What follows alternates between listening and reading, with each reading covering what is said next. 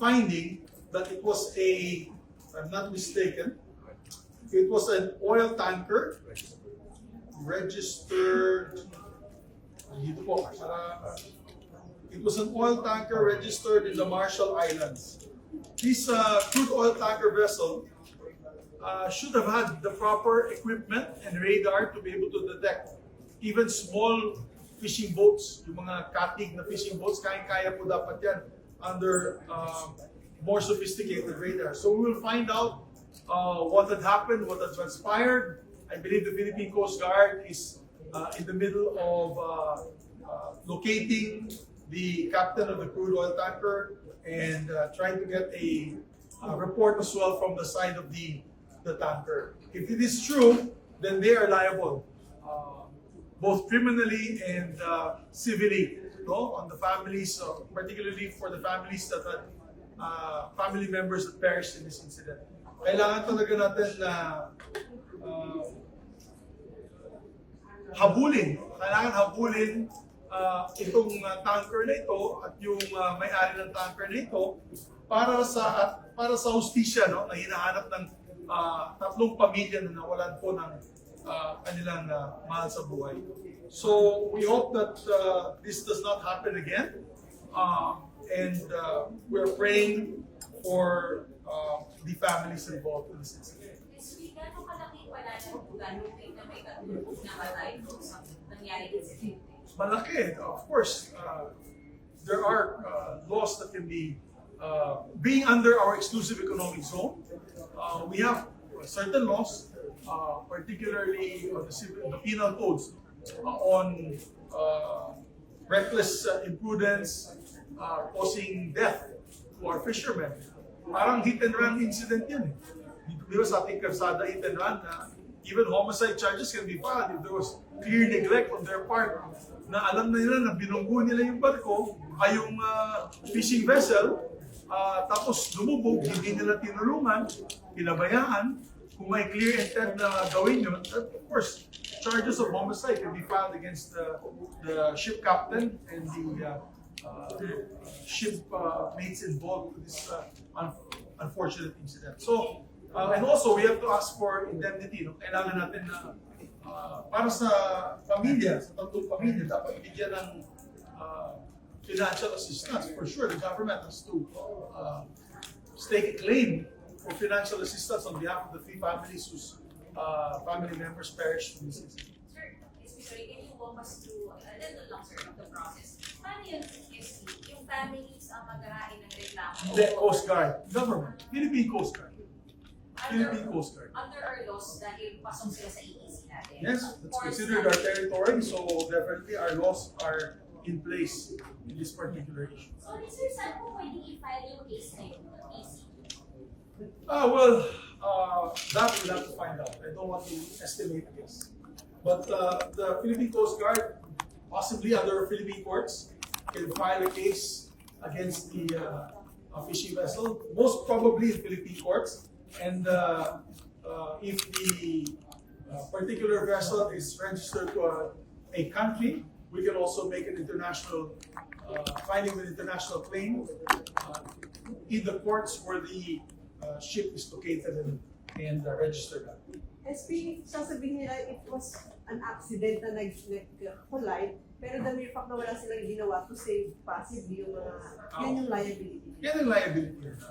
Under the UNCLOS, United Nations Convention on the Laws of the Seas, there are several provisions there which state, first of all, may code of conduct. Ano dapat gawin pag magkaroon ng aksidente in international waters. Standard operating procedure is to extend assistance to the those in need in that particular accident. And in this case, mukhang dinampasan lang sila, tuloy-tuloy. We have to know, I don't want to guess what the reasons were, but it's obvious that hindi naman basta-basta ma-disregard mo, may nabungguto kayo ng maliit na fishing vessel. I'm sure you will hear a loud thump. I'm sure there were people screaming kasi 11 yata yung nasa loob ng barko, 3 namatay. I'm sure yung 8 na nabuhay, sumisigaw po sila ng saklolo. Diba? kung hindi pumigil itong barko na to, halatang-halata na talaga there was a disregard for human life and disregard for the rule of law, particularly on the UNCLOS in this particular case. So ano dito, all the more na underline yung pangangailangan ng more maritime presence ng Coast Guard. Yes. Actually, kailangan talaga natin, kung kaya po mag 24/7 ang bantayan Coast Guard, gawin po natin yun. Kaya nung hearing po namin with the Philippine Coast Guard sa budget, humingi po sila, hindi lamang barko, humingi din po sila ng MOOE. Kasi wala, maski na po bago ang barko nila, kung wala naman pong gasolina, wala naman po magbabayad sa kanilang sa mga kapitan at sa crew na mamamano itong mga assets na ito, wala din po tayong magagawa. So, part of the budget amendments that we'll be doing for the 2024 budget is the purchase of equipment, necessary equipment like patrol ships. We've committed to an additional patrol ship for the Coast Guard in this budget, a large offshore patrol ship, hindi maliliit, hindi yung mga 100-footer lang or 70-footer na nakikita niyo na fast patrol craft. Kasi hindi ito pwede sa malalayong karagatan. Kaya kailangan natin ng offshore, larger vessels. We commit to get that in this budget. And at the same time, dagdagan namin po ang kanilang MOOE to man these ships. So definitely there will be a longer presence of Coast Guard in these particular areas. Para sa ganun, kung nagkaroon ng aksidente, even if it was 4 in the morning, at least makaka-rescue agad ang ating Coast Guard. Hindi pa manggagaling sa Palawan or sa Pangasinan. Nandiyan na po sila sa gitna ng dagat. How much are we talking about in terms of dagdag sa budget ng PCG? I can't make the announcement at this point in time, but it will be in the billions of pesos. Also, meron din call kanina sa Senator Paul to also extend additional budget to the PNP Maritime. Yes, absolutely.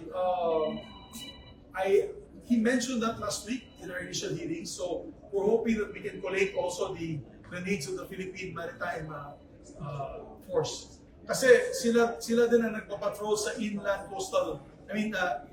coastal waters. So, yung mga within the 5-kilometer zone, 5 to 10 kilometer zone, within the provinces, within the Philippine Sea and the archipelago, sila po ang nagbabantay. So, kailangan din natin po silang dagdagan ng mga assets. Yung municipal waters. Yeah. So, thank you guys. And so, ibinawi na yung price cap sa bigas. Pero bumaba pa rin yung Well, yung approval rate, September po yan. So, titignan po natin kung mas na nangyari yung September nung kinundak po itong survey. Number one talaga dito, as you can see, the survey says, the number one problem na hinaharap po ng ating mga kababayan ay ang inflation, pagtaas po ng presyo ng bilhin at pagtaas po ng presyo ng basic services. So, ako pong tatanungin po ninyo, suggestion ko sa ating Pangulo, to crack the whip with this cabinet. Lalo na yung mga poorly performing members of the cabinet na imbis na tumulong ay lalong napeperwisyo ating Pangulo. I mean, if the problem is inflation, then look at the agencies that is supposed to trace and track why there's overpricing, for example. Bakit nagkakaroon ng overpricing? Bakit po nagkakaroon ng hoarding? Bakit wala pong nahuhuling hoarders? Bakit wala pang pinapagalitan na price manipulators on the market side? So, these are questions that the President can ask his cabinet. And if they're not performing up to par with the President's standards and what the country needs them to be doing, I think they should be replaced, to be honest. With due respect, without naming names, I think the President has to start cracking his whip with several government cabinet members and members of government agencies. how many is that center? Off the top of my mind, I would say about three or four departments and agencies.